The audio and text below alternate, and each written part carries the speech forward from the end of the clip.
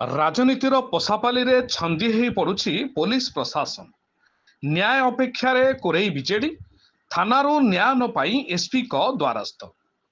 सूचना मुताबक गत 18 तारिख दिन कोरेई ब्लॉक परिसर रे किछि बीजेपी कर्मी तंडरा समिति सभ्य सदाशिव राउत को आक्रमण करने अभियोग रे न्याय पाई कोरेई थानार द्वारस्थ होइथिले। किंतु दीर्घ 48 घंटा बीती जाइथिले मध्य यार कोनोसी तदंत करा जाय नथिबा से अभियोग करिसेंती। एथिपाई जिलार समस्त जिला परिषद सभापति, जिला समिति सभ्यर सभापति और कोरेई ब्लॉकर समस्त बीजेडी सरपंच और समिति सभ्य और सभ्या माने एकत्रित होई न्याय पाई एसपी निकट रे पहुंची निजर गुहारी जणाइछन्ति। कोरेई पुलिस राजनीति पशापाली रे छंदी होई पक्षपातिता करुथिबा मध्य समिति मेंबर माने अभियोग करिसेंति। सेमाने जिला पुलिस प्रशासन ठारू न्याय न पाइले आगामी दिन में आंदोलन आहुरी तीव्रतर करिवे बोली जिला समिति सभ्य सभापति चेतावनी दैछन्ति। आज आम जो अभियोग पत्र एसपी महोदय पाखे दाखल कलु आमर गत 18 तारिख रे कोरेई ब्लॉक रो समिति सभ्य श्रीजुक्त सदाशिव भाई जे कि ब्लॉक परिसर को लोक मानकर जनसाधारण कार्य ब्लॉक को जाइए सेठी किछि असामाजिक युवक 2-3 जन आसी आक्रमण कले गालरे आघात लगी। कोरेई थाना से लिखित एतला देला परे मध्य आज पर्यंत कौन कार्यानुष्ठान ग्रहण करा जाय नाही। सही प्रतिवाद रे आम आज एसपी को आमर गुहारी जणाइलु। समस्त जाजपुर जिलार समस्त ब्लॉक रो अध्यक्ष अध्यक्षा एवं जिला परिषद अध्यक्ष समस्त पीआरआई मेंबर्स माने आज उपस्थित रही ए दाबी जणाइलु।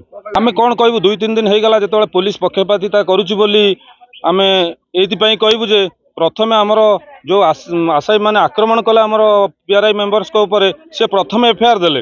एफआईआर देला परे तांका सेमानक प्रति कार्यानुष्ठान ग्रहण करा न जाई प्रतिपक्ष मारिथिबा लोक जाई एफआईआर देला परे तांका एफआईआर को केमिति ग्रहण कले से कथा मध्ये आम आज एसपी पाखे निवेदन करिछु। तेणु आम तो एथुर अनुमान करूछु। आमे कोन अनुमान करू आपण माने गणमाध्यम प्रतिनिधि माने मध्ये देखिथिबे 18 तारिख से जो आक्रमण पर आपण माने मध्ये जानिथिबे ता प्रति किछि कार्यानुष्ठान वर्तमान पर्यंत ग्रहण करा जाय नै।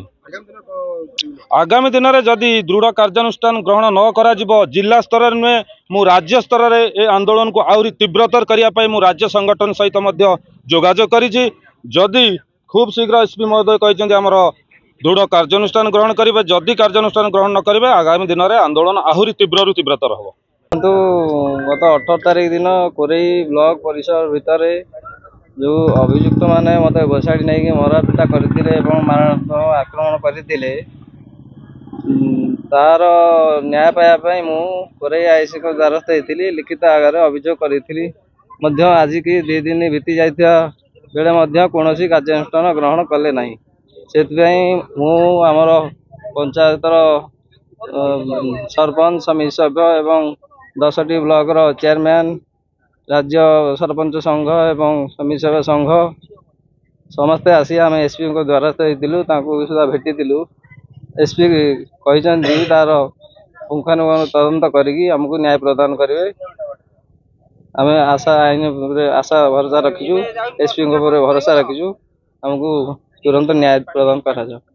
देखु गत 18 तारिख में आम कोरेई पंचायत समिति परिसर भितर तंडरा पंचायत समिति सभ्य सदाशिव राउत तांकु जो आक्रमण होती सी जाइए वीडियो को देखा करी पंचायत रे जो प्रोब्लेम अच्छी कार्यक्रम जो प्रोब्लेम होची से विषय से जाइए वीडियो सहित कथा होगापी सहित आम पंचायत समिति अध्यक्ष भी उपस्थित थे आ 3-4 जन समिति सभ्य भी उपस्थित थे। से वीडियो सहित कथा समय आमर कोरेई ब्लॉक धनेश्वर पंचायत 4 जन युवक जे कौन मनोवृत्ति है माने जानी से बारंबार जाकि कथबार्ता भितर से हस्तक्षेप करुले से समिति सभ्य कथा सैला से बाहर को आसुँच तो से कौन कर चेयरमैन चैम्बर को गले कि समिति सभ्य को टाणी नहीं एभली भाव में मारी गाल भी स्टिच पड़ी। तो ये एक जो आम पीएस मेंबर को जो मारी ये घटना को मुझे दृढ़ निंदा करुँची। से दिन संध्यार ଆମର କୋରେଇ ଆଇଏସସି କୁ ଯାଇକି ଆମେ ଏଫଆଇଆର ଦେଇଥିଲୁ କିନ୍ତୁ 2 ଦିନ ବିତିଗଲା ପର୍ଯ୍ୟନ୍ତ ଏପର୍ଯ୍ୟନ୍ତ କିଛି କାର୍ଯ୍ୟାନୁଷ୍ଠାନ ନିଆଯାଇ ନାହିଁ। ତ ଏ କ୍ଷେତ୍ରରେ ଆଜି ଆମେ ଯାଜପୁର ଜିଲ୍ଲାର ସମସ୍ତ ସରପଞ୍ଚ ସମିତି ସଭ୍ୟ ସଂଘ ତରଫରୁ ଏବଂ ମୁଁ ଜିଲ୍ଲା ପରିଷଦ ପ୍ରେସିଡେଣ୍ଟ ମୋର ଜିଲ୍ଲା ପରିଷଦର ମେମ୍ବର ମାନେ ବି କିଛି ଉପସ୍ଥିତ ଅଛନ୍ତି। ବ୍ଲକ ଚେୟାରପର୍ସନ 10 ଗୋଟି ବ୍ଲକ ଚେୟାରପର୍ସନ ଆମର ଅଧ୍ୟକ୍ଷ ସେମାନେ ବି ଉପସ୍ଥିତ ଅଛନ୍ତି। ଆମେ ଏଠି ସମସ୍ତେ एकत्रित ହେଇ ଆମର ଦାବିପତ୍ର ଆଜି ଆମେ ଏସପି ଙ୍କୁ ଭେଟିଛୁ। एसपी କହିଛନ୍ତି ଯେ ଏ କ୍ଷେତ୍ରରେ ସେ ମାନେ କାର୍ଯ୍ୟାନୁଷ୍ଠାନ ଯଥାଶୀଘ୍ର ନେବେ। ଆମେ ସାର୍ଙ୍କ ଆମର ପ୍ରଶାସନ ଉପରେ ଦୃଢ଼ ବିଶ୍ୱାସ ଅଛି।